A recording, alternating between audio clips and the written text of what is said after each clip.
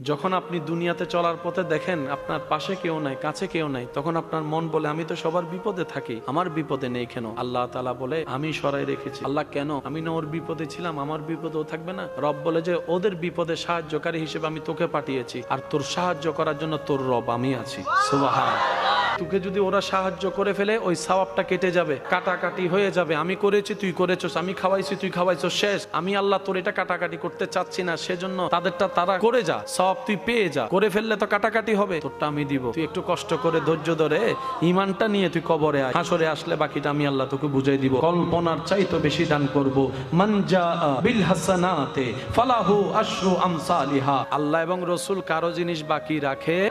ঠেকায় পড়লে যে মানুষ পাওয়া যায় না, কাছের মানুষ দূরে চলে যায়, এমন পরিস্থিতি আছে কি নাই? অন্যের বিপদ আপনি লাগবেন, আপনাকে কাজে লাগে ঠিকই, কিন্তু আপনার বিপদ আপনি কাউরে ভাবেন না, দেখেন। কারণ এটা দুনিয়া, এটা জান্নাত নয়। কি নিয়ে